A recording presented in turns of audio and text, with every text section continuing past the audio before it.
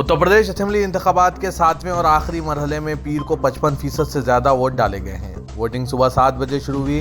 चंदौली, रॉबर्ट्सगंज और सोनभद्र सीटों पर शाम 4 बजे खत्म हुई, जबकि बाकी हलकों में शाम 6 बजे तक जारी रही। इलेक्शन कमीशन के वोटर टर्नआउट ऐप के मुताबिक वोटिंग का तनासुब 55.13% रहा। एक अहलकार के मुताबिक वोटिंग के हतमी आदाद-ओ-शुमार मंगल को सामने आएंगे। 7वें मरहले में आज 9 अजला की कुल 54 असेंबली सीटों पर वोटिंग हुई, जिनमें आजमगढ़, माओ, जौनपुर, गाजीपुर, चंदौली, वाराणसी, मिर्जापुर, भदोई और सोनभद्र शामिल हैं।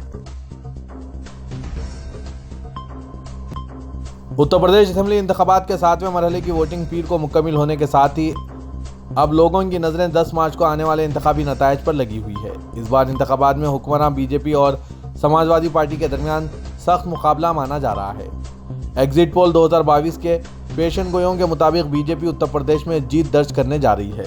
उत्तर प्रदेश असेंबली इंतखाबात के बाद सामने आए 3 इब्तदाई एग्जिट पोल के नतायज, जिनमें भारतीय जनता पार्टी को बरतरी हासिल होती दिखाई दे रही है। एग्जिट पोल्स के मुताबिक जाफरानी पार्टी अपने इत्तेहादियों के साथ आसानी से अक्सरियत लेकर दरकार 202 सीटों तक पहुंचती दिखाई दे रही है।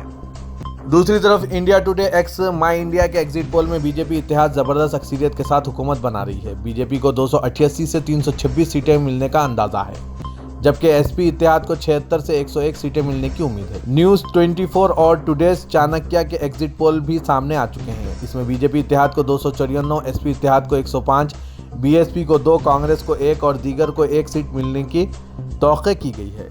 आज तक एक्सिस माई इंडिया के एग्जिट पोल के मुताबिक 7वें और आखिरी मरहले में बीजेपी को 44% वोट मिल रहे हैं, जबकि एसपी को 35% वोट मिल रहे हैं। बीएसपी को 15%, कांग्रेस को 3% और दीगर को 3% वोट मिलते नजर आ रहे हैं। अगर हम सीटों की बात करें तो 7वें मरहले की 54 सीटों में बीजेपी इत्तेहाद को 36, एसपी इत्तेहाद को 18, बीएसपी और कांग्रेस को 0 सीटें मिलने की उम्मीद है। उत्तर प्रदेश में आज 7वें और आखिरी मरहले के लिए इंतखाबात मुकम्मल हो चुके हैं। 9 अजला के 54 असेंबली हलकों में वोटर्स अपने वोट ईवीएम में बंद कर चुके हैं। दरेसना ओम प्रकाश राजभर सहील देव भारतीय समाज पार्टी के कौमी सदर, जो समाजवादी पार्टी के साथ मिलकर असेंबली इंतखाबात लड़ रहे हैं, उन्होंने 54 में से 45 से 47 सीटें जीतने का दावा किया है। ओम प्रकाश राजभर ने कहा कि गाजीपुर, माओ, आजमगढ़, अम्बेडकर नगर और बलिया में बीजेपी और बीएसपी को एक भी सीट नहीं मिलेगी। बनारस में हम 8 में से 5 सीटें जीतेंगे। पूर्वांचल में 54 सीटों पर इंतखाबात हुए हैं, जिसमें हम कम से कम 45 से 47 सीटें जीतेंगे। दूसरी तरफ समाजवादी पार्टी के सदर अखिलेश यादव ने दावा किया है कि अवाम इस बार डबल इंजन वाली हुकूमत की पटरी को उखाड़ फेंकेंगे। एसपी इत्तेहाद को कम से कम 300 सीटें मिलेगी। एबीपी न्यूज और सी वोटर्स के एग्जिट पोल के मुताबिक मगरबी उत्तर प्रदेश की 58 सीटों पर वोटिंग के पहले मरहले में बीजेपी को बरतरी हासिल होती दिखाई दे रही है। एग्जिट पोल्स के मुताबिक बीजेपी इत्तेहाद को 28 से 32 सीटें मिल सकती हैं, जबकि एसपी और राष्ट्रीय लोकदल के इत्तेहाद को 23 से 27 सीटें मिलती नजर आ रही है। यानी वो इलाका जहां एसपी और आरएलडी की काफी तरक्की की उम्मीद थी, ये लगता है झटका लग सकता है।